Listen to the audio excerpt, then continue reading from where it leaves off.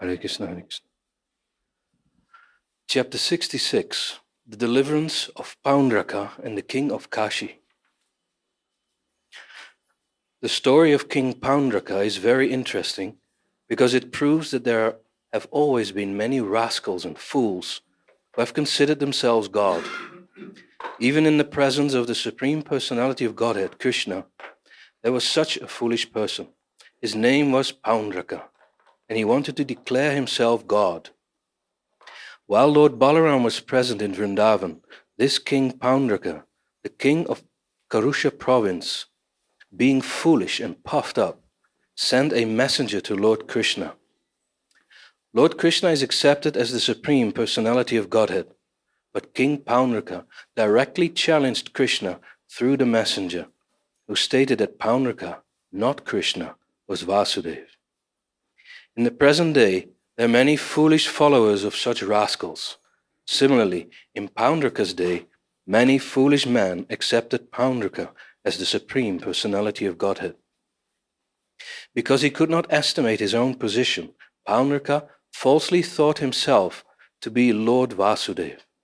Thus, the messenger declared to Krishna that King Paundraka, the Supreme Personality of Godhead, had descended to the earth out of his causeless mercy just to deliver all distressed persons. Surrounded by many other foolish persons, this rascal Paundraka had actually concluded that he was Vasudeva, the Supreme Personality of Godhead.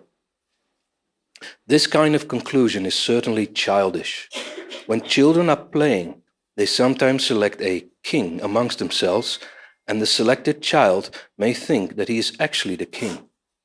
Similarly, many foolish persons, due to ignorance, select another fool as God, and then the rascal actually considers himself God, as if God could be created by childish play or by the votes of men. Under this false impression, thinking himself the Supreme Lord, Paundraka sent his messenger to Dwaraka to challenge the position of Krishna. The messenger reached the royal assembly of Krishna in Dwaraka and conveyed the message given by his master, Paundraka. The message contained the following statements. I am the Supreme Personality of Godhead, Vasudeva. No man can compete with me. I have descended as King Paundraka, taking compassion on the distressed conditioned souls out of my unlimited causeless mercy. You have falsely taken the position of Vasudeva without authority, but you should not propagate this false idea. You must give up your position. O descendant of the Yadu dynasty, please give up all the symbols of Vasudeva which you have falsely assumed. And after giving up this position, come and surrender unto me. If, out of your gross impudence, you do not care for my words, then I challenge you to fight. I am inviting you to a battle in which the decision will be settled. When all the members of the royal assembly, including King Ugrasen, heard this message sent by Paundraka, they laughed very loudly for a considerable time. After enjoying the loud laughter of all the members of the assembly, Krishna replied to the messenger as follows. O messenger of Paundraka, you may carry my message to your master. You are a foolish rascal. I directly call you a rascal, and I refuse to follow your instructions. I shall never give up the symbols of Vasudeva, especially my disc. I shall use this disc to kill not only you, but all your followers also. I shall destroy you and your foolish associates, who merely constitute a society of cheaters and the cheated. O foolish king, you will then have to conceal your face in disgrace, and when your head is severed from your body by my disc, it will be surrounded by meat-eating birds like vultures, hawks, and eagles. At that time, instead of becoming my shelter, as you have demanded, you will be subject to the mercy of these low-born birds. At that time, your body will be thrown to the dogs, who will eat it with great pleasure. The messenger carried the words of Lord Krishna to his master, Paundraka, who patiently heard all these insults.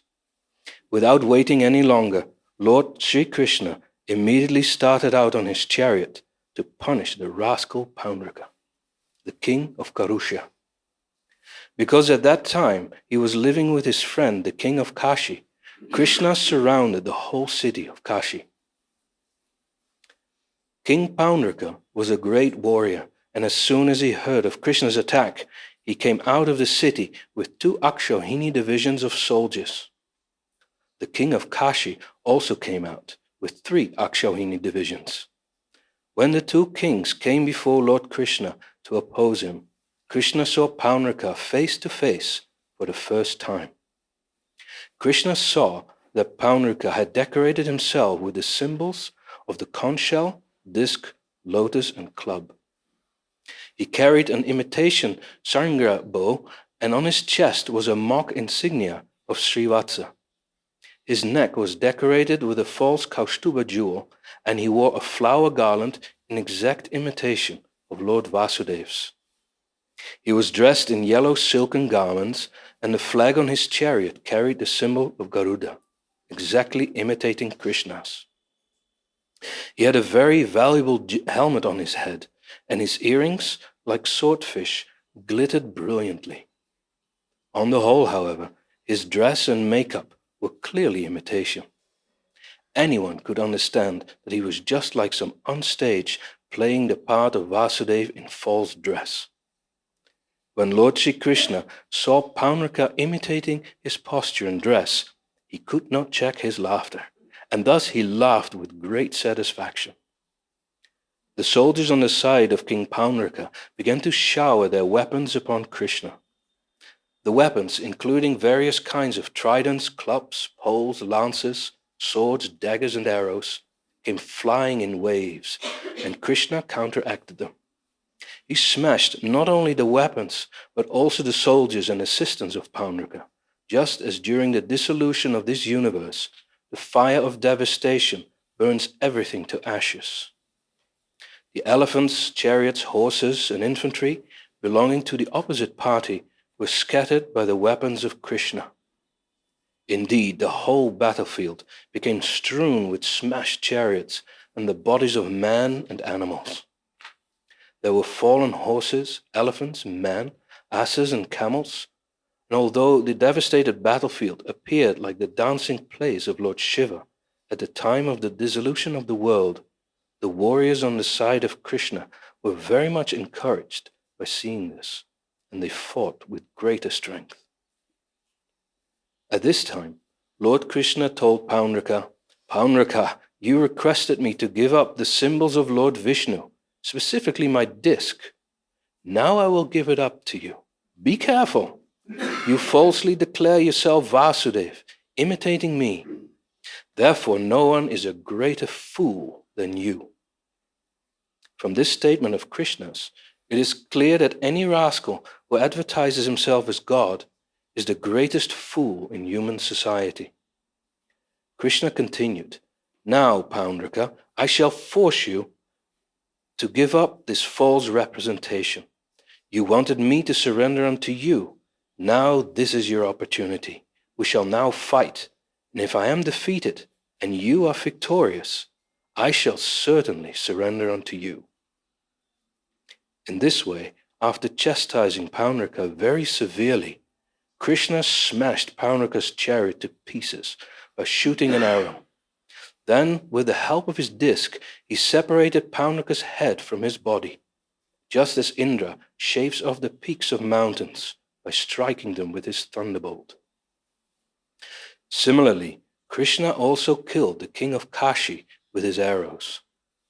Lord Krishna specifically arranged to throw the head of the king of Kashi into the city of Kashi itself, so that his relatives and family members could see it. Krishna did this just as a hurricane carries a lotus petal here and there. Lord Krishna killed Paundraka and his friend Kashiraj on the battlefield, and then he turned to his capital city, Dwaraka. When Lord Krishna returned to the city of Dwaraka, all the siddhas from the heavenly planets were singing his glories. As far as Paunaka was concerned, somehow or other he always thought of Lord Vasudeva by falsely dressing himself in imitation of the Lord. Therefore Paunaka achieved Sarupya, one of the 5 kinds of liberation, and was thus promoted to the Vaikuntha planets, where the devotees have the same bodily features as Vishnu, with 4 hands holding the 4 symbols. Factually, his meditation was concentrated on the Vishnu form, but because he thought himself Lord Vishnu, it was offensive. By his being killed by Krishna, however, that offense was mitigated. Thus, he was given Sarupya liberation, and he attained the same form as the Lord. When the head of the king of Kashi was thrown through the city gate, people gathered and were astonished to see that wonderful thing. When they found out that there were earrings on it, they could understand that it was someone's head. They conjectured as to whose head it might be. Some thought it was Krishna's head, because Krishna was the enemy of Kasiraja, and they calculated that the king of Kashi might have thrown Krishna's head into the city so that the people might take pleasure in the enemies having been killed. But they finally detected that the head was not Krishna's, but that of Kashiraja himself. When this was ascertained, the queens of the king of Kashi immediately approached and began to lament the death of their husband. "Our dear Lord," they cried, upon your death we have become just like dead bodies." The king of Kashi had a son whose name was Sudakshina. After observing the ritualistic funeral ceremonies, he took a vow that since Krishna was the enemy of his father, he would kill Krishna and in this way liquidate his debt to his father. Therefore, accompanied by a learned priest qualified to help him, he began to worship Mahadeva, Lord Shiva. Lord Shiva, who is also known as Vishwanatha, is the Lord of the kingdom of Kashi. The temple of Lord Vishwanatha is still existing in Varanasi, and many thousands of pilgrims still gather daily in that temple.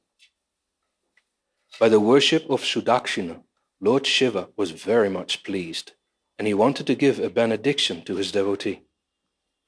Sudakshina's purpose was to kill Krishna, and therefore he prayed for a specific power by which to kill him. Lord Shiva advised that Sudakshina, assisted by the Brahmanas, execute the ritualistic ceremony for killing one's enemy. This ceremony is also mentioned in some of the Tantras. Lord Shiva informed Sudakshina that if such a black ritualistic ceremony were performed properly, then the evil spirit named Dakshinagni would appear and then carry out any order given to him.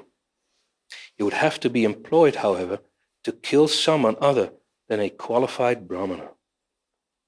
If all these conditions were met, then Dakshinagni, accompanied by Lord Shiva's ghostly companions, would fulfill the desire of Sudakshina to kill his enemy.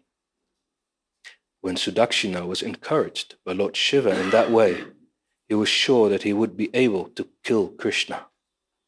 With a determined vow of austerity, he began to execute the black art of chanting mantras, assisted by the priests.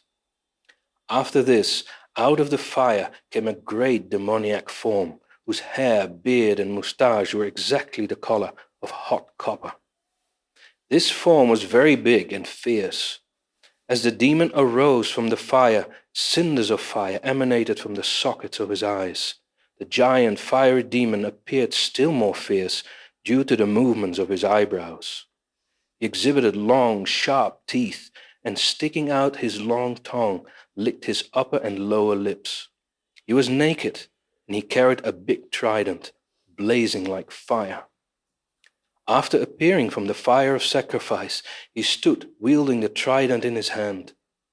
Instigated by Sudakshina, the demon proceeded toward the capital city Dwarka with many hundreds of ghostly companions, and it appeared that he was going to burn all outer space to ashes.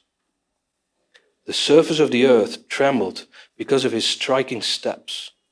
When he entered the city of Dwarka, all the residents panicked, just like animals in a forest fire. At that time, Krishna was playing chess in the Royal Assembly Council Hall. All the residents of Dwarka approached and addressed him. "Dear Lord of the three worlds, a great fiery demon is ready to burn the whole city of Dwarka. Please save us." In this way, all the inhabitants of Dwarka appealed to Lord Krishna for protection from the fiery demon who had just appeared in Dwarka to devastate the whole city. Lord Krishna, who specifically protects his devotees, saw that the whole population of Dwarka was most perturbed by the presence of the great fiery demon. He immediately smiled and assured them, "Don't worry, I shall give you all protection." The Supreme Personality of Godhead, Krishna, is all-pervading. He is within everyone's heart, and he is also without, in the form of the cosmic manifestation. He could understand that the fiery demon was a creation of Lord Shiva, and in order to vanquish the demon, he took his Sudarshan chakra and ordered him to take the necessary steps. The Sudarshan chakra appeared with the effulgence of millions of moons, his heat being as powerful as the fire created at the end of the cosmic manifestation.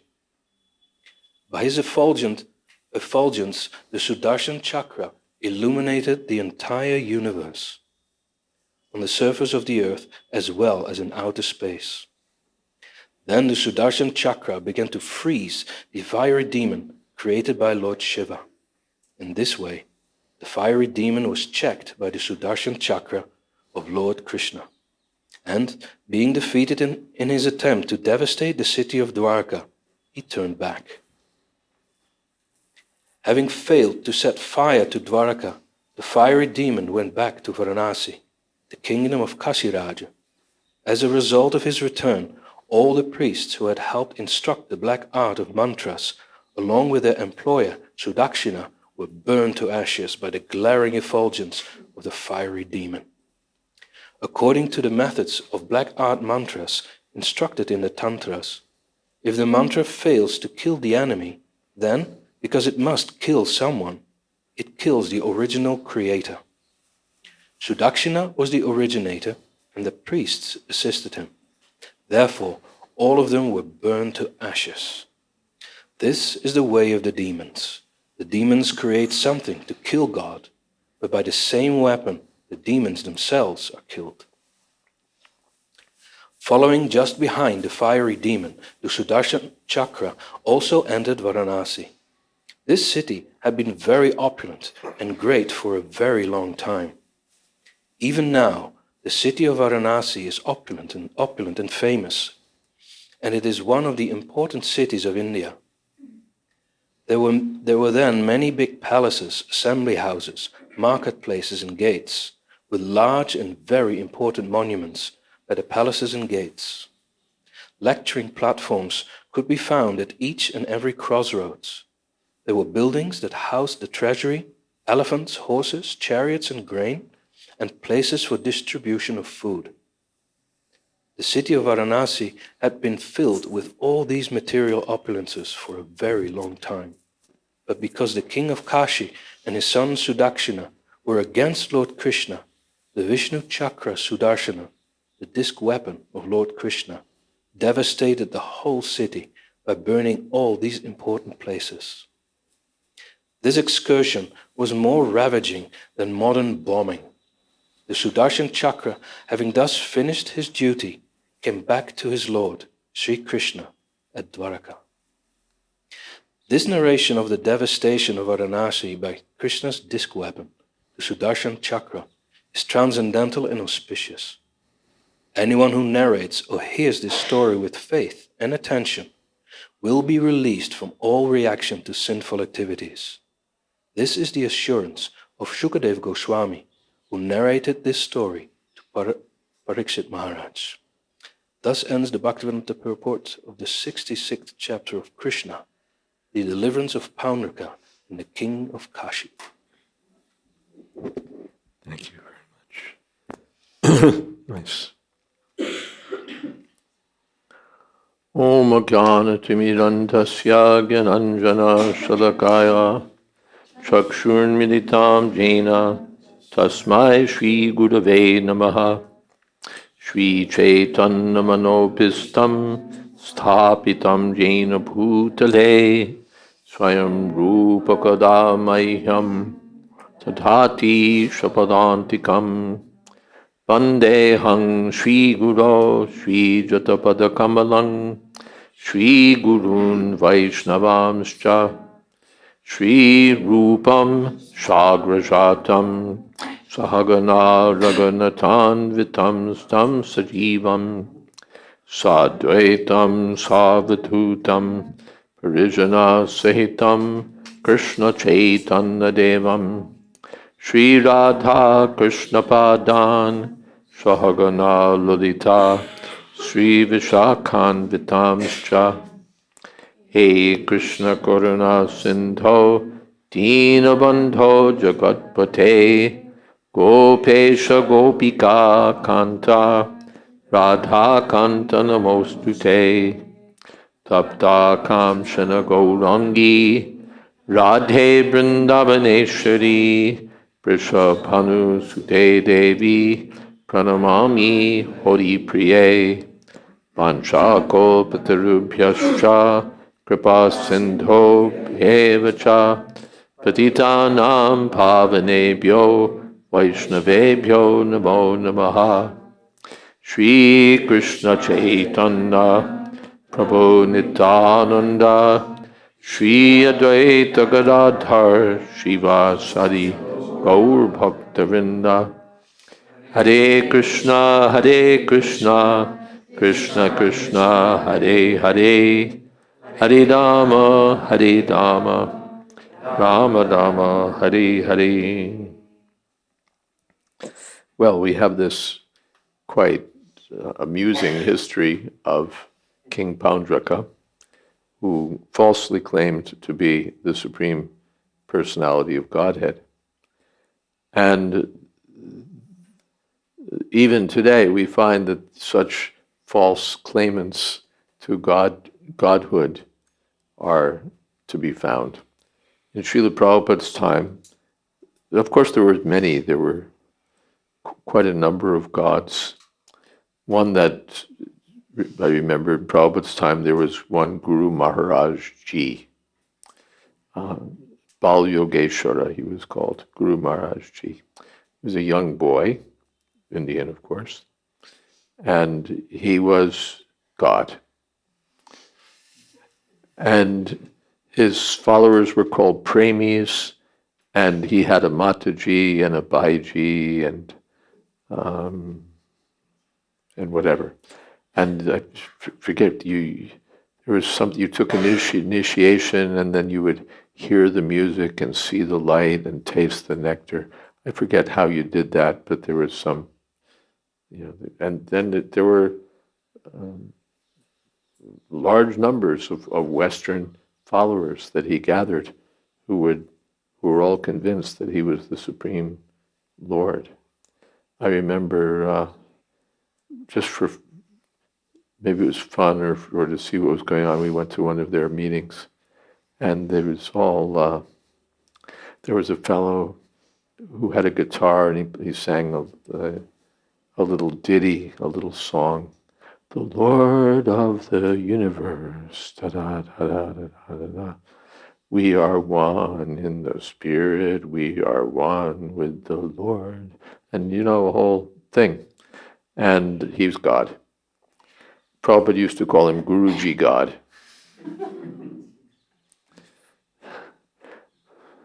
In his career, some journalist at a press conference threw a pie in his face, and which was amusing. And on some other occasion, he was caught by the customs officials, smuggling gold into either India or America. And that still didn't displace him from godhood. But when he took an illicit liking to his secretary, then Mataji declared that Guruji wasn't actually God, but Baiji was actually God. So, it's just as much of a joke as Paundraka, and yet people fell for it. There was an American circus manager, P.T. Barnum. He had a famous circus, and they would have all sorts of, apart from the usual stuff, they would have some exhibits of phony stuff and so on. And he was famous for having said, I'm not sure he actually said it, but he was famous for having said, there's a sucker born every minute. A sucker being a person who can be easily fooled. So there are such fools. In India, they accept some Paramhansa as being God. The Paramhansa is a great devotee of Kali. And according to Bhagavad-Gita, to be a devotee of Kali or any other demigod means you've lost your intelligence. Kamaistai hritagana prapadyante anyadevata. So Prabhupada said, what to speak of being God? He's not even intelligent. According to Bhagavad-Gita, he's bereft of intelligence. And yet people are worshipping him as God. So what to speak of their intelligence then? Trying to think of any other prominent gods of the time. That's enough. Of course, there was a god. He's now expired also. He came to prominence after Prabhupada's time, who wore white robes and came from South India, and he was a Baba that people were worshipping as God, and even government ministers were somehow convinced he was God. For Americans, it was very hard to take him seriously because he had this kind of what you'd call an afro, and remembered and reminded us for all the world of a prominent black rock musician of the 1960s who used to wear a similar afro. And my godbrother, I have a godbrother, P.R.A. Mohan Prabhu, who's the temple president of our center in Hartford, and also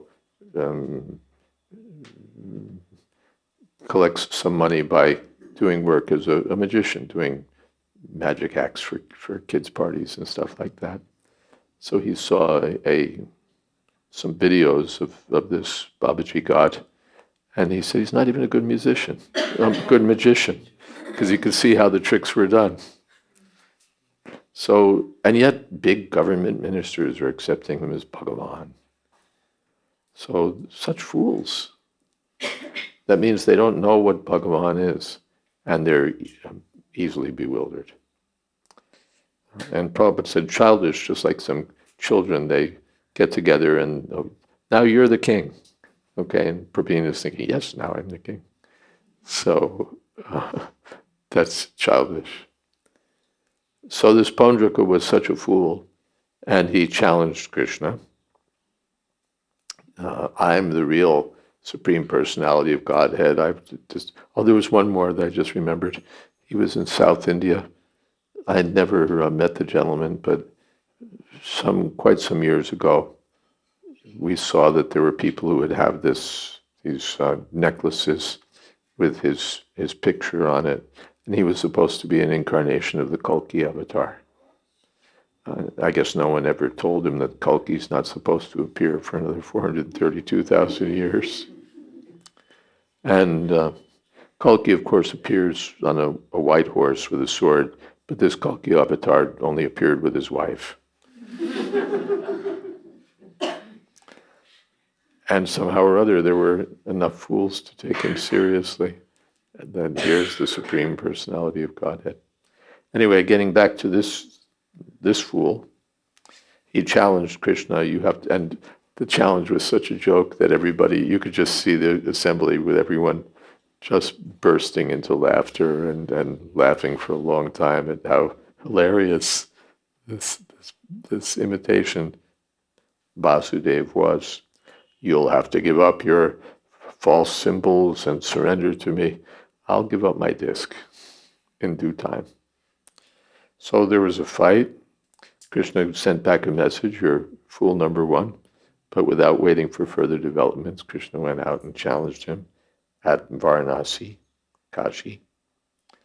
And to make a long, not very long, but longer story short, Krishna beheaded him. By the way, it says here that his earrings, like swordfish, glittered brilliantly. Maybe you can put a note to the BBT about that. My guess is that the earrings were like swordfish, and they glittered. It's not that swordfish are particularly glittery. So it looks like to me like this is a misediting. So maybe you can take a note of it. I would have been the miseditor, by the way. Yeah. So then on the battlefield, Krishna saw this Podnraka is there with an extra set of 2 arms and everything else, what's the word, cooked up to present the appearance of a false Vasudeva. And Krishna did give up his disc by severing Pondraka's head, and then of course got the disc back. Similarly, Kashi, Raj, the king of Kashi, who had been the host for this fool, was also dealt with in a similar way. And Pondraka, somehow or other, he was always thinking of Vasudeva, so he attained Sarupya liberation. The yogis have to meditate and concentrate on the Vishnu form. So Pondraka was doing that. It was offensive because he was thinking himself Vishnu, but still somehow or other he was always thinking of Vishnu. So the Lord very kindly gave him Sarupya liberation. Then there's a Sudakshana, son of Kashiraj, I think so. Yeah, son of Kashiraj, Sudakshana, and to avenge his father's death, he resorted to black arts, consulting some qualified priests and worshipping Lord Shiva, who's still the presiding deity of Varanasi. The temple is famous, Kashi Vishwanath.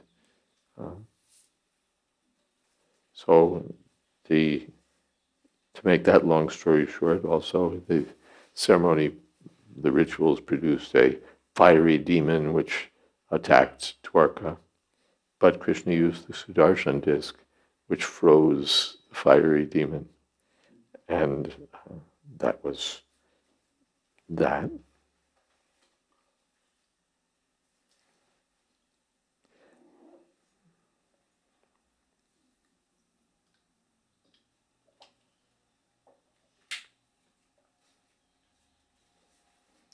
So he turned back and went back to Kashi, I think. Went back to Kashi, and because he'd failed, the rule was with these weapons that if they don't vanquish the target, they come back and vanquish you. So that's what happened. He came back and killed Sudakshana, the creator who'd created this threat.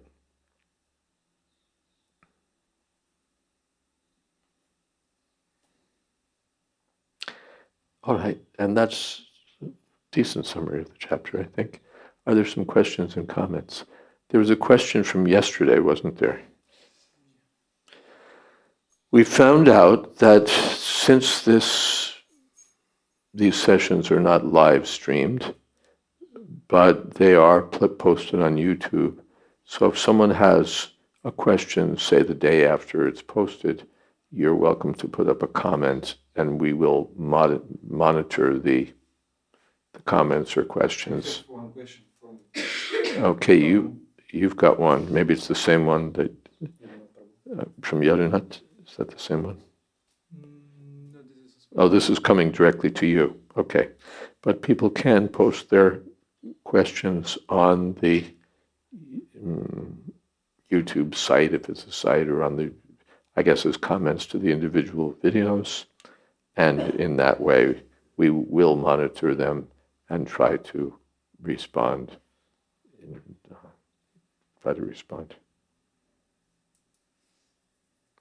Okay, let's see what's here.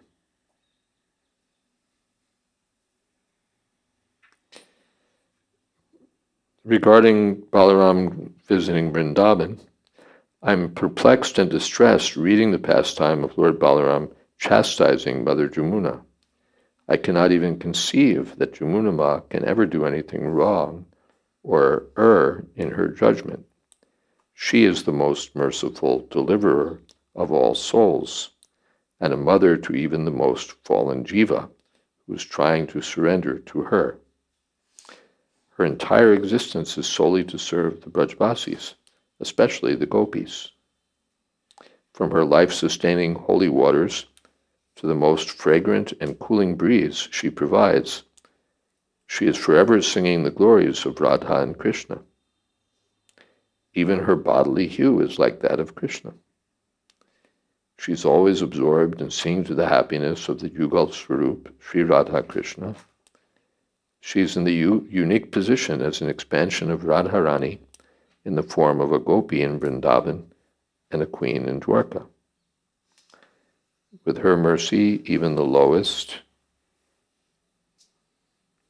fallen soul can at once attain pure love for Radha and Krishna. Is it then Yoga Maya that created this situation where she seems to have misunderstood the service Balaram required from her? Even the demoniac child cannot bear to hear anything even slightly negative about her. Well, the first point to be made is that this account comes directly from Srimad Bhagavatam. It's not something imagined by anyone in the Hare Krishna movement or by Srila Prabhupada. This is the whole chapter of Srimad Bhagavatam accepted by all the acharyas, including Sridhar Swami and all of the Goswamis of Vrindavan, and I would think even Ballabhacharya, who's in whose sampradaya Jamuna is very prominently adored. So these are not fanciful accounts, they're coming from Bhagavatam. That's the first thing. We accept it as a fact from standard authority. Now that said, yes, Yogamaya is responsible for these things, Krishna's pastime energies. It's understood that the Jamuna Devi is a perfect devotee of the Lord, always serving the Lord's pleasure. But for the Lord's pleasure also these pastimes take place where it appears that Jamuna is mistaking the power of the Lord and non-cooperating, refusing to cooperate with the Lord. So these are all loving dealings. Although it appears to be negative, it appears that Jamuna is somehow out of line. These are Krishna's pastimes. So yes. Now we have another question here. We'll take this one and then we'll come to yours. Maharaj, could you please explain the Vipralambha Bhav and how the gopis find union with Krishna in this Vipralambha Bhav? Well, that's a big topic, of course, and we recommend reading the Krishna book where more times than one. I'll just hold on to it. Okay, here. These things are explained there and in Chaitanya Charitamrita also. It's a deep topic. Even today we were, Kanamakan Maharaj and Purishan Prabhu and I were discussing that who can understand how this, right, remember, that how this Vipralambha Bhav, which is such a, seems so painful, could be the highest ecstasy. So these things are not accessible. I think when we were reading about that the other day, that was said that an ordinary person can't understand it. How separation could be the highest ecstasy. It's not understandable by the material mind or intellect. So we have to understand it from the statements of the Goswamis, the explanations of Srila Prabhupada and the previous acharyas. They sometimes contrary, well, I don't want to give my own examples. I was taught in the very beginning not to do that, so I'm not going to do that. Better to stick to the parampara examples.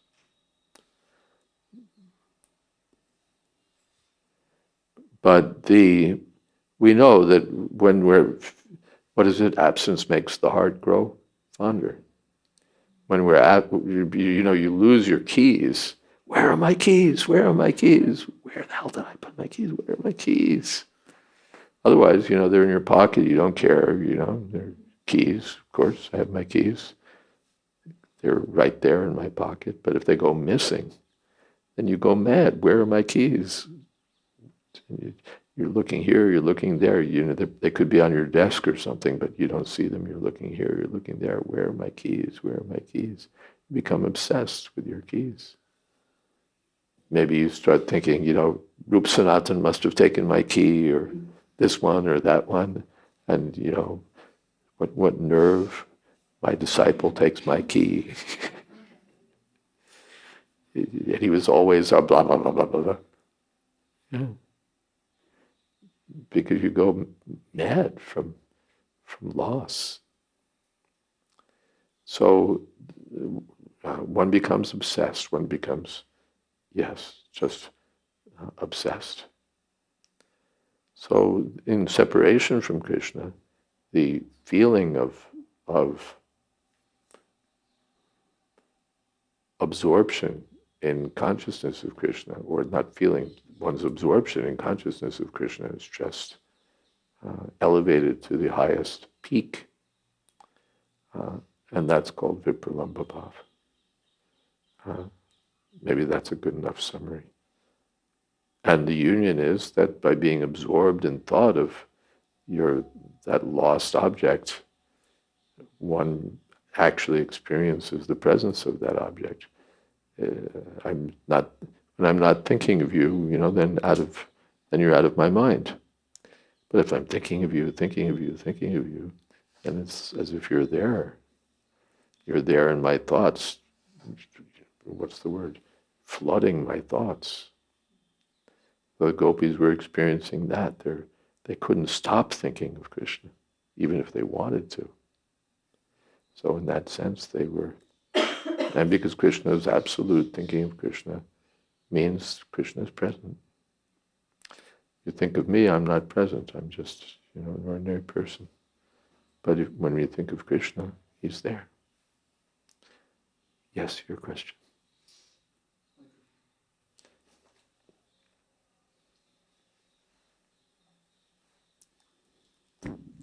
My question is actually about 2 days ago, you spoke about comparing pious activities and devotional service considered to be offense, and then you also gave example of Ashvamedha sacrifice.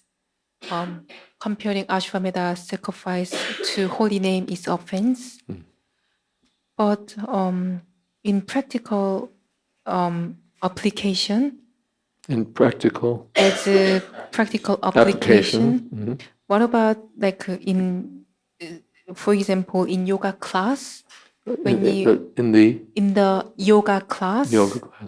we want to introduce Maha Mantra, and we promote the mental or psychological benefit of Maha Mantra to introduce to people, where we not really encourage to speak about God or religious subject.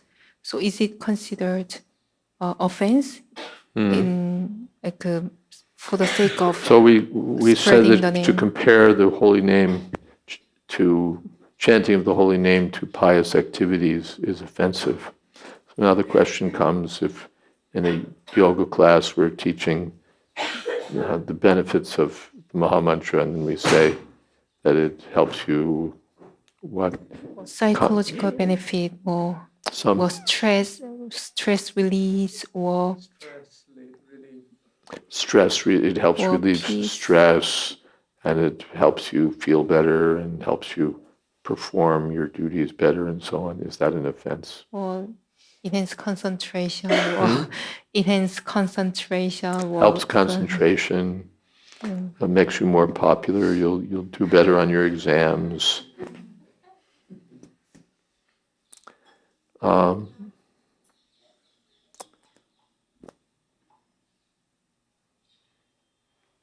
These are not, let's say first of all that these are not the true glories of the holy name. These are not the true glories of the holy name, that it relieves stress, that it does this or that. The real thing is that it gives love for Krishna. There was, rather than say whether it's an offense or not an offense, well, first of all, it's a tactic. So, not being out in the particular field where the tactic is being used, I don't want to be unnecessarily, hate to use the word judgmental. I don't want to pass judgment on what people are doing on the battlefield when I'm not on the battlefield. So that's the first thing. People may have some reason for doing what they're doing, and I don't want to insert myself in the middle of it and say, So that's the first thing. Now I will say that there was a time in Back to Godhead magazine when the people then in charge of it started publishing. In fact, I think it's on one, can you want to find it? They started publishing on the inside cover endorsements by ordinary people of the chanting of the holy name and the benefits of chanting the holy name. And some devotees complained to Sri, did you find it? No. Internet's not working. Some devotees complained to Srila Prabhupada that this was not the way he'd taught us and that it was mundane. And so a conversation ensued about this, which was quite interesting. Let's see if we can find, we're waiting for the internet to come up, is that what we're doing? Usually we don't want the internet, but every now and then it's wanted for something. Anyway, they would give their endorsements like, people say that I've become a nicer person since I've taken up chanting. The day just seems to go better since I've taken up chanting. Things that used to worry me don't worry me since I've taken up chanting. Jane Smith from Los Angeles or whatever. So these kinds of endorsements were being given. And let's see if you're looking. What would be the search word? Oh, I don't know. Let's see. They're not listed someplace. No. It's not there. We did post it. It would be earlier.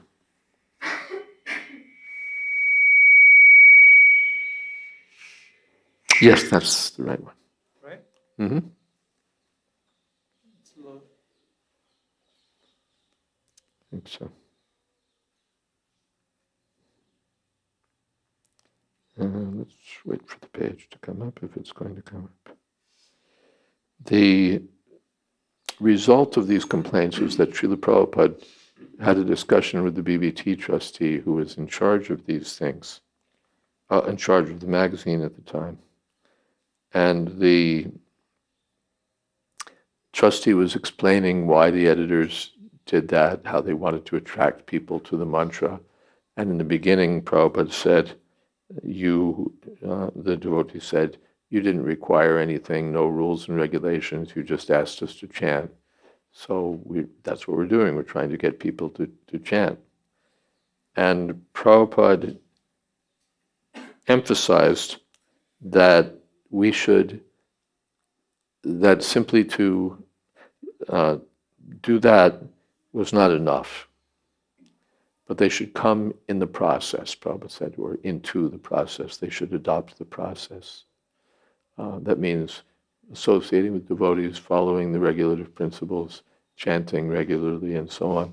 He said, otherwise it will become namaparad. Just to, you'll feel so much better, you'll get better grades, you'll be more at peace with yourself, blah, blah, blah, blah, blah, blah. And that's chanting. No, it will become namaparad. They have to, that's not going anywhere for some reason. Too bad. We don't have our laptop here. Couldn't find the host server, can't find anything. Did we try stopping and starting here?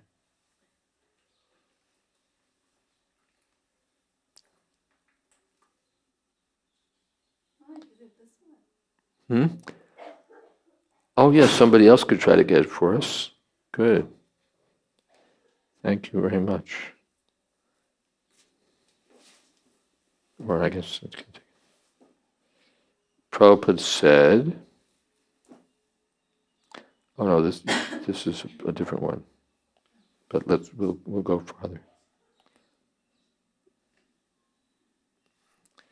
In a conversation in 1977, February, Prabhupada emphasized again and again that people should not only chant, but take up the full devotional process, in which the chanting will be most effective.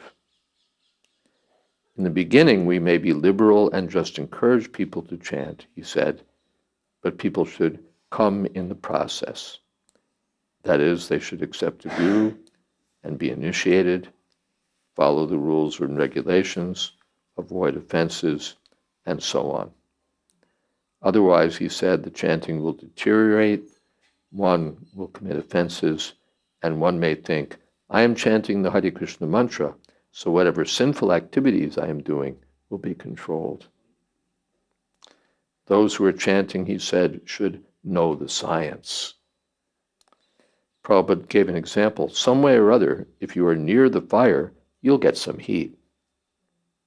But there's a process how to take heat. One should not reject the process, thinking, because I'm getting a little heat, it is sufficient. You put your pot this high above the flame and think, well, I'm getting heat. There's a process.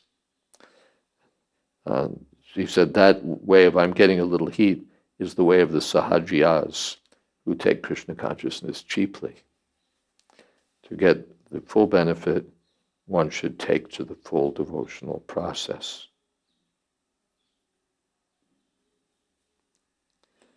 The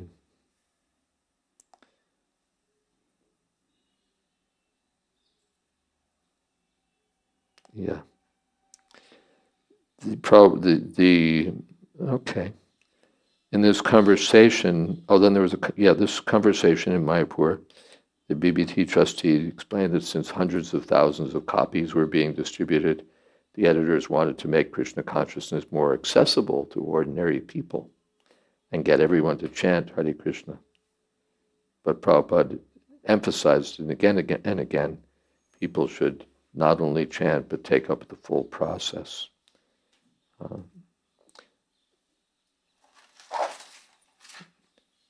What about the idea that you do not have to move into a temple, give up your family and everything, but you can actually chant Hare Krishna in your own home? The idea that it is available to you. And Prabhupada said, no, that chanting of Hare Krishna does not mean whimsical. Offenseless, he must be properly initiated. Does not mean he should not be initiated in chant. You must be initiated, either grahastha, sannyasi, brahmachari, not that without being initiated you'll whimsically chant and the effect will be the same. No, you must be initiated, ado gurvashrayam, you must accept a guru. If you want to sell some product, you may make so many claims and then the public will buy. So sometimes we quote these psychologists who've done studies. If you chant Hare Krishna, there are some good effects. Prabhupada, good, there is, undoubtedly. If you eat something, there will be some effect of eating. But if it's properly eaten, properly made, it will have better effect. That is the idea. We were thinking that something's better than nothing. No. And Harishari Prabhu says, if you advertise the Maha Mantra gives some material benefit, isn't that an offense? Prabhupada, then that is aparad. Harishari, yes, Prabhupada, that is aparad. Harishari, one of the 10 offenses.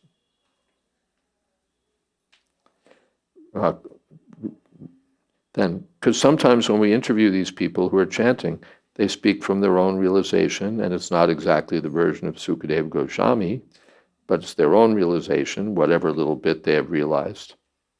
Prabhupada, no. They may chant, but they must understand that the chanting process will be more effective. That they must know. Chanting is open, anyone can chant, but they must know that if I chant in the proper process, then it will be effective.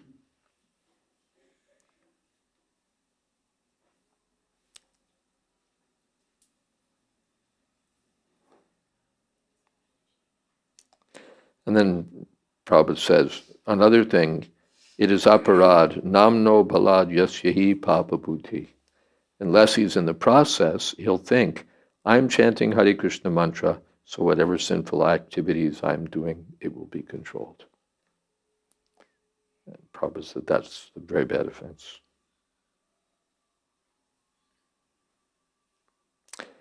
Harishwari says, so we're actually advertising the process of devotional service, not just simply haphazard chanting. Prabhupada, first of all, we are chanting just to make him a little attracted, ado shraddha, and PBT trustee says, just to popularize it. Prabhupada says, yes, that's it. Then if the heart is little cleansed, then they will understand. It will be effective, but when done properly, it will give real effect. Outsiders, those who are chanting, we don't discourage them, but they must know the science also.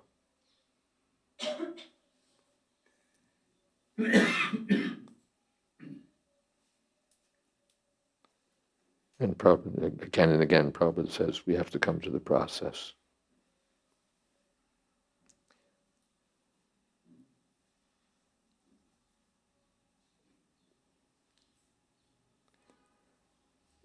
In the beginning, you may be very liberal. All right, chant.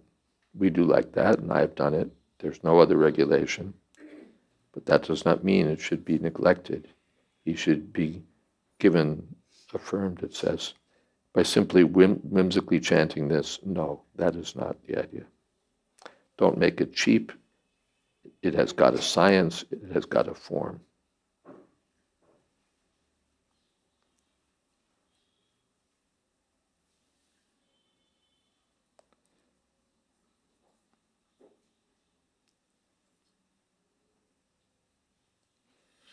This is, Prabhupada says, as for meditation, one is performing meditation silently, but if we chant Hare Krishna, it is a forced meditation. He has to meditate, so it's better meditation.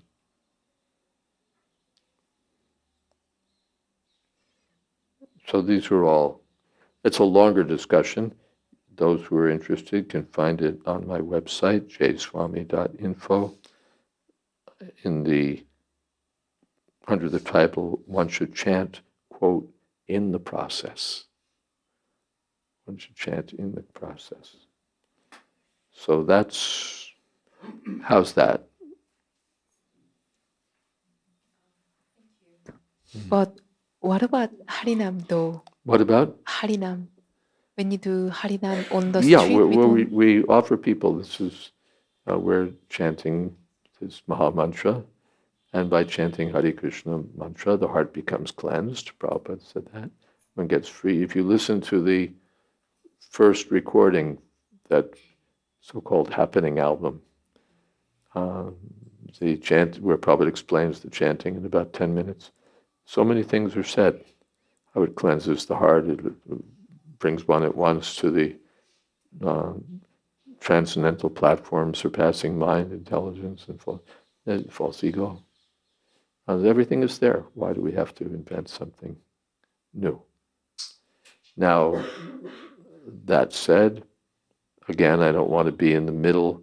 There are preaching fields where, I'd be reluctant to say anything other than do whatever you have to do. If you're in certain countries that are totalitarian or just fanatically oriented against us, then whatever we do may be helpful somehow or other, get someone to chant. So I don't want to sit here in the comfort of this nice flat and tell people who are on the front lines what they can do or can't do. It's important that people be able to use their intelligence to spread Krishna consciousness and not have to worry about some guy sitting here in Vrindavan saying, So people should, the commanders on the ground have to be given some latitude. But these, for our own understanding at least, here's what Prabhupada said about this topic. And what I see most often is that there's just no need. There's no need to sell these material benefits. When you're in like the United States of America or England or France or Germany, where it's an open field and you can say whatever you want and it's up to you. Why do we have to say, your face will be prettier if you chant Hare Krishna mantra or something? Tell it like it is. Because if you, and this is my personal take on the matter, if you just tell these, sort of like, it'll do this for you, it'll do that, and you'll get people who are interested in that. People who are not serious, people who are, people who are not serious, And then the people who are serious are, they're not going to take you seriously because you're busy with this sort of drugstore or 5 and 10 cent store benefits. Your digestion will improve and you'll feel better. They look at it and say, "This isn't for me. I'm looking for spiritual realization. I'm looking for something with substance to it. This is just the same fluff that I get every place else." So they pass you by. They were looking for jewels, and you're advertising, "We have the best plastic jewelry." So then the diamond customers say, "Oh, I guess they're the wrong shop." So Prabhupada was quite straightforward in his presentation. He didn't compromise. We were listening to a lecture some days ago in Balboa Park in San Diego. San Diego is like a real laid-back place in Southern California where everybody feels really good and the sun always shines and you have these surfers and young people with beautiful bronze bodies and straw-colored yellow hair and muscles and all of that. Little gods on earth. You have to watch out for the camera. And Prabhupada started a lecture, and some heckler, some person who wanted to cause trouble, began yelling something. Prabhupada said, "What does he say?" Prabhupada said, the devotee said, he says, he wants to have sex more than once a month. Apparently the person had heard you could only have sex once a month. So Prabhupada diverted his lecture to address the person's objection and just laid it right on the line in this audience of non-devotees. Devotees were there, but in the public park in San Diego, to people who were not following the process. He just laid out why you should be following these these regulative principles and not having sex more than once a month. Now, how many of us would do that? But that's what Prabhupada did. He didn't say, oh, well, that's just a detail, or, well, don't worry about it, just chant. He explained the whole thing. He explained the whole thing. Why sex is simply a source of trouble, why it's better not to have sex at all, why there's some concession, but the concession is limited, why you don't want to be on the level of cats and dogs. So Prabhupada was so, strong, revolutionary strong, full strength. It wasn't, well, this stuff's too heavy, let's mix some water in there so that people can drink it. He laid it on the line. So what we saw in his presentation about the chanting of the Hare Krishna mantra is that he just told it like it was. And if you were interested, you were interested. And if you weren't interested, well, maybe you'd be interested later. And of course, the chanting was free. Anyone could take to the chanting. But when he explained it, he explained it. Is there something else I wanted to say about that?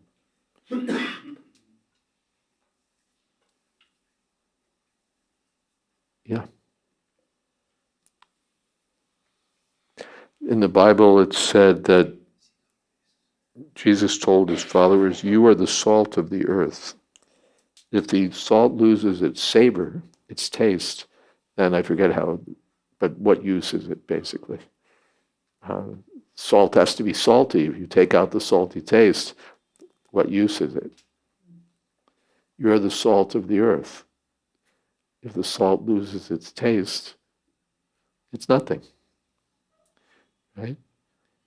If there's a salty preparation, you want it to be salty. You don't want it to be bland. If there's sweet rice, it's got to be sweet.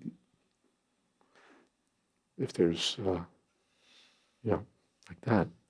Another place he says, I'm not that I'm on a big Bible kick because I'm selling a book, a commentary on the Bible, but another place he says that, and again I'm paraphrasing, don't keep your candle under a basket. Don't keep your candle under a basket. If you want to shed light and you've got a candle, don't put a basket over it. So these explanations that sort of go in a roundabout way and don't really let on what we really have to say, again, in certain contexts may have some utility, but speaking in a more general fashion, we can ask ourselves whether we're just putting a basket over the candle so that people who are looking for candlelight won't see it. And we may think that we're being very clever, very strategic, very flexible, very innovative, very this, very that. And it doesn't work because the people who are looking for the junk can find the same junk elsewhere and perhaps better junk elsewhere. And the people who are looking for substance won't find it with us because we're keeping it hidden. So Prabhupada said we're looking for diamond customers. There's so many people selling plastic jewelry. He gave the example of a sweet shop in Delhi where they use only pure ghee. And, okay, it's going to be more expensive. Do you know the sweet shop? Good. But it's a sweet shop where they only use pure ghee and everything's more expensive. And people line up because they know that here we're not getting what we get in the common shop, we're getting the real thing. So that was Prabhupada's approach as far as I saw. And again, Prabhupada, I'm only citing some instances. Prabhupada might have sometimes done things a little differently. And again, those who are out in the field have to make their own judgment calls and not have some loafer here in Vrindavan speculating about, pontificating, as they say, about what's best. But is that okay? Does that answer your question? Yeah, thank you for your guidance. Mm. Thank you. This is yours. Thank you. Yes. Hare Krishna Maharaj. Can I ask And just while I'm thinking of it. And I've seen that so often the roundabout approaches wind up not getting you that much. And just the straightforward approach attracts people. I've seen exceptions. I know in Hong Kong they've been teaching yoga since time immemorial at our Hong Kong center, and it works. Practically all the devotees who joined there started with yoga and graduated to Krishna consciousness. Graduated, yeah, gradually came to Krishna consciousness. So I don't want to sit here and just tell people what they can't do. It's not fair. But these thoughts you can keep with you. Okay, there was a question that I interrupted. Yes, Mataji. Hare Krishna Maharaj, can I ask a question of yesterday's topic? A question? From yesterday's topic. Yesterday's topic. Why not? You spoke about the Grihastha ashram. Grihastha ashram. Yeah, I did. One has to spend like 25 years in that. Doesn't have to, but not more. Not more. My question is, what happened in the case when a couple has come into Krishna consciousness later part of their lives? How does the 25 years work out? It's not that they didn't have any sex before they came to Krishna consciousness, or they didn't get married till they came to Krishna consciousness late in life. They were married. Married. So yeah. All right, they're married now. Why stick around in marriage just because most of our marriage was before Krishna consciousness? We were married, now we're still married. We've been together, we've had our relationship. Now it's time to move on. I don't see any injunction that, it says at a certain age you get out of householder life. It doesn't say unless you came to Krishna consciousness late. No, and actually, if they came into Krishna consciousness, like maybe in the late 30s or 40s, then my question is, they spend 25 years still, or is it subtracted? Spend 25 years? Came to Krishna consciousness in the late 30s, I assume. And how do they spend 25 years in Grihastha ashram before moving to the next ashram? The two things are just not related. Not that that the clock starts ticking once you join the Hare Krishna movement. Clock starts ticking when you get married, or these days when you're in a relationship. That's when the clock starts ticking. Not that, you have 24 and a half years married, then you join Hare Krishna, and then you get another 25 years of being stuck in the Grihastha ashram. We did our 25 years. Now it's time to move on. Just like if you join when you're 80, well, but I've never had a Krishna conscious householder life. So when I'm 80, I have to get married to experience the Grihastha ashram. No. The two are not connected in that way. The idea, and because when I'm older, Grihastha life is not very congenial for spiritual progress. When I'm young, also because Grihastha life is for having children. How many children am I going to have when in my 60s or 50s? The time is past. The time is past. So or like a student, anyway, you get the idea. The time has passed. So those who come later in life, who are now older and mature, should adopt the way of life for people who are older and mature. Not go back to being, like newlyweds or something. We joined when we were 45. And we were married before that, but now we joined when we were 45, so we're going to behave like newlyweds, going to go on honeymoon or something. No, if I'm 45, I should behave like someone who's 45. Right? Now it's time for retirement. In terms of your occupation, a man who's been working for say 30 years, let's say he's 50, 55, 60, then he comes to Krishna consciousness. He's not going to say, well, I want to work another 40 years. No, you don't want to work you don't want to work more. At that age, you want to retire. No? Are you going to put off your retirement because you became Krishna conscious? Vanaprastha life means retirement. We want to retire from materialistic activities, materialistic obligations, materialistic attachments before we die, which will be soon enough. Death is not going to delay itself because we came to Krishna consciousness late. Is that okay? Thank you, Maharaj. Then,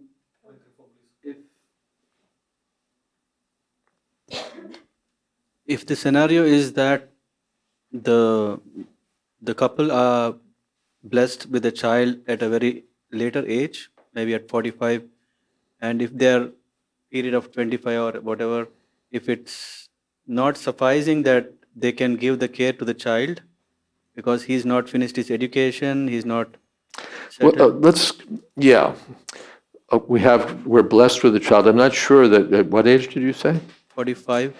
At 45, blessed with a child is a sort of a strange way to put it.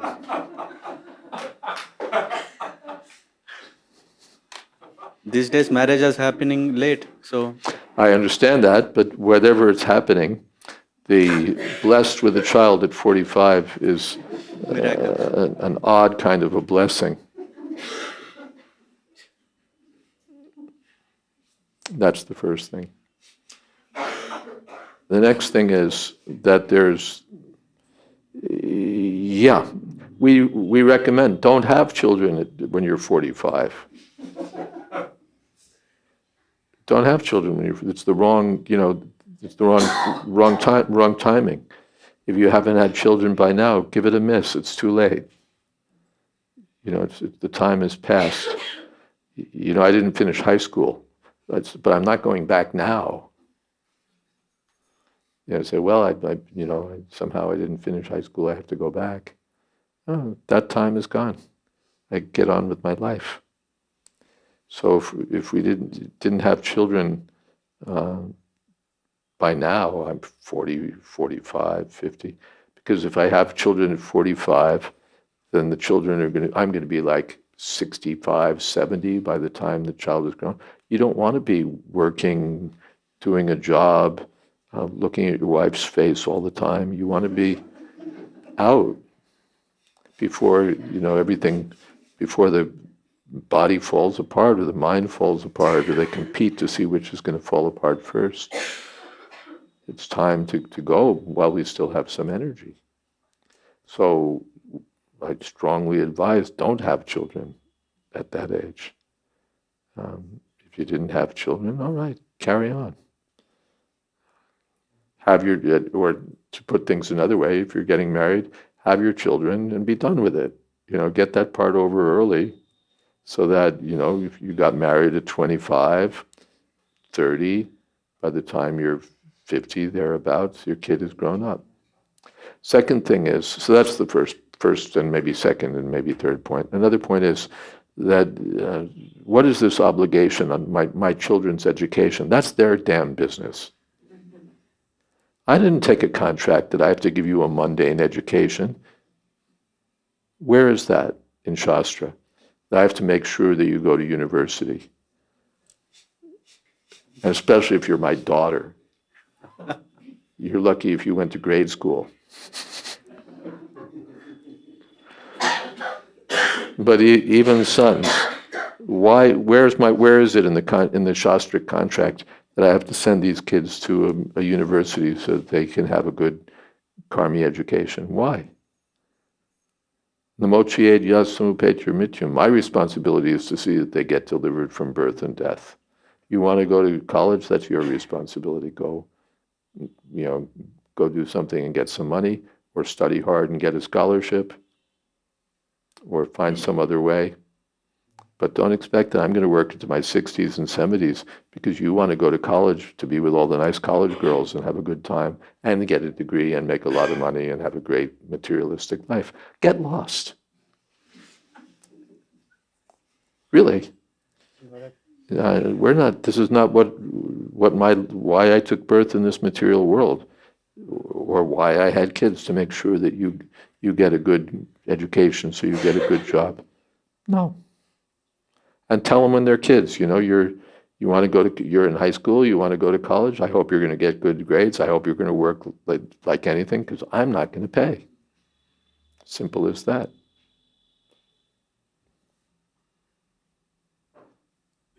You just laid it on the line, Maharaj. Lay it on the line. We don't get paid more for pussyfooting.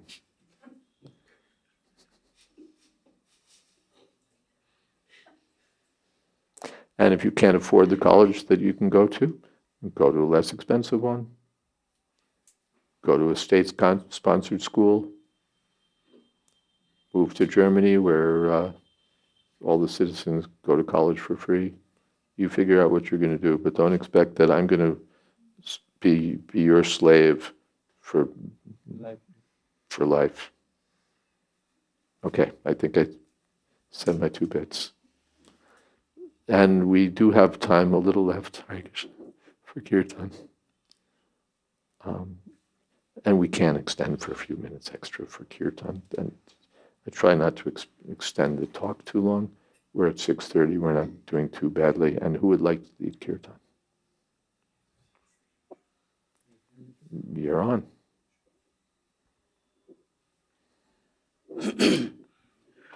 Tamam Vishnu Padaya Krishna Prasthaya Bhutale Srimate Bhakti-Vedanta Swami Niti Namine Namaste Saraswati Deve Gauravani Pracharine Nirvisesha Sunyavadi Pasyatya Desatarine Jaya Shri Krishna Chaitanya Prabhu Nityananda Shri Advaita Gadadhar Srivasadi Gaura Bhakta Vrinda.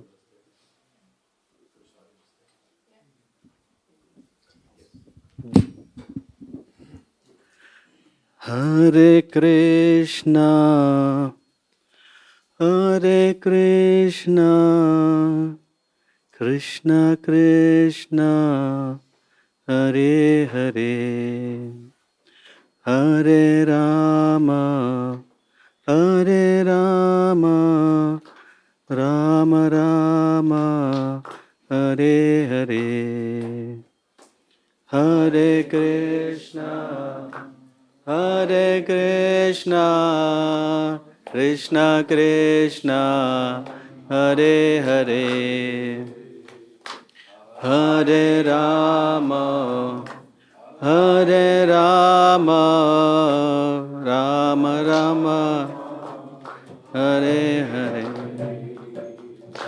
Hare Krishna, Hare Krishna, Krishna Krishna, Hare Hare, Hare Rama, Hare Rama, Rama Rama, Hare Hare, Hare Krishna, Hare Krishna, Krishna Krishna, Hare Hare, Hare Rama, Hare Rama, Rama Rama, Hare Hare, Hare Krishna, Hare Krishna, Krishna Krishna, Hare Hare, Hare Rama, Hare Rama, Rama Rama, Hare Hare, Hare Krishna.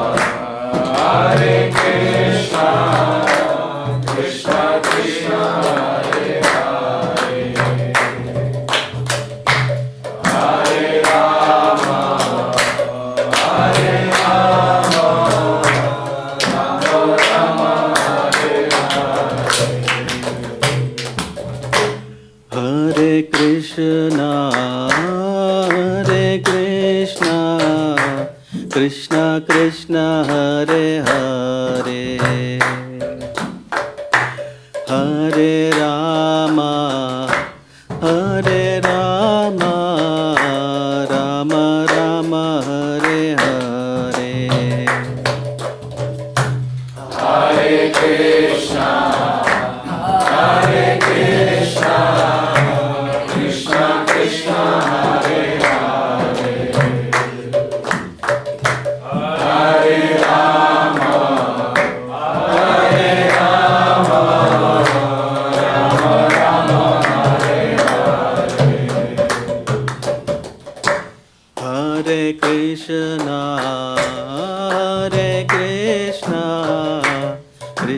Krishna, Hare Hare, Hare Rama, Rama Rama, Hare Hare. Hare Krishna, Krishna Krishna, Hare Hare, Hare Rama, Rama Rama, Hare Hare.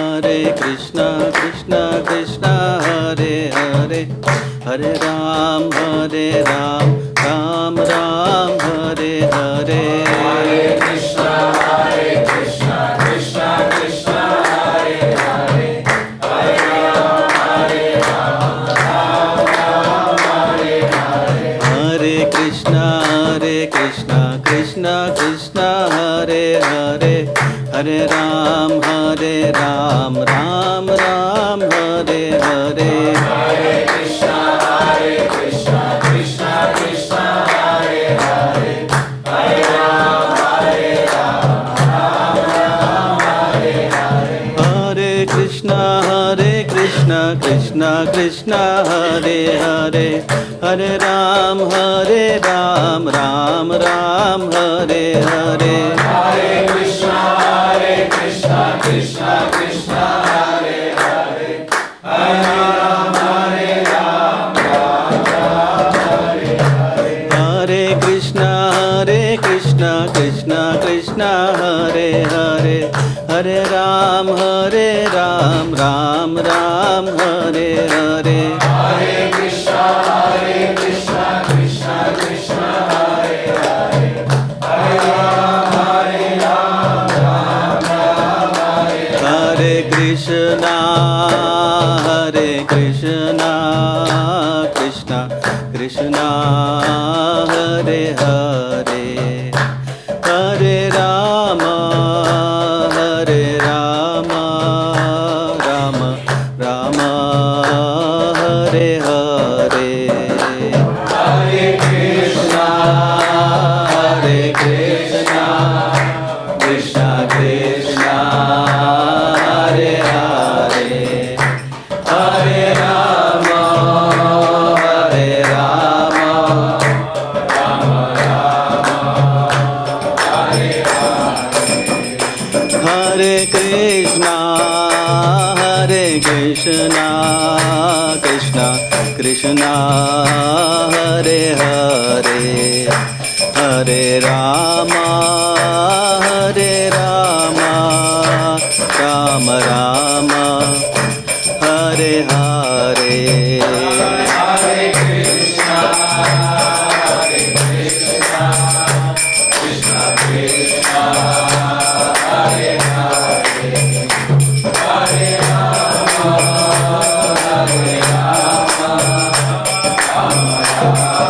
Hare Hare. Jaya Prabhupada, Prabhupada, Jaya Jaya Prabhupada.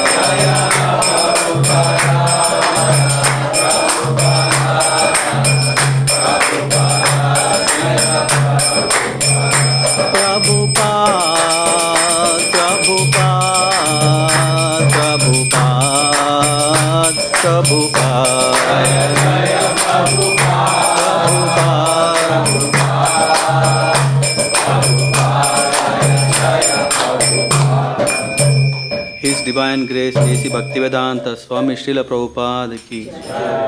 Jai Om Vishnupad Purnaman Supati Prajukacharya Sto Sri Srimad A.C. Bhaktivedanta Swami Raj Prabhupada ki Jai. Ananta Koti Vaishnavrinda ki Jai. Namacharya Srila Haridas Thakur ki Jai. Prem Sakaho Shri Krishna Chaitanya Prabhu Nityananda Shri Advaita Gadadhar Shivasadi Gaur Bhaktivinoda ki Jai. Sri Sri Radha Krishna Gop Gopinath Sham Kund Radha Kund Giri Govardhan ki Jai. Vrindavan Dham ki Jai. Navadip Dham ki Jai. Jagannath Puri ki Jai. Ganga Mai ki Jai. Jamana Mai ki Jai. Tulsi Devi ki Jai. Bhakti Devi ki Jai. Samaveta Bhakta Vrinda ki Jai. All glories to the assembled devotees. All glories to the assembled devotees. All glories to the assembled devotees. Gaur Premanande. Hari Hari Bol. Thank you all very much for coming. We do have books here for those who may not have picked one up yet. I haven't seen the update today for Kanamakan Maharaj's health. I can say he had a long meeting today with Purujan Prabhu, a very dear friend, which was a wonderful conversation, wide-ranging. The topics were profound, relishable, funny, the whole spectrum of deeply emotional at times, just astonishing exchanges, very deep and loving and just wonderful, wonderful, wonderful conversation. Maharaj was engaged for a long, long time and told and absorbed in that discussion. And I won't say more than that. Thank you. Hare Krishna. All right, and I can't hang around. I have to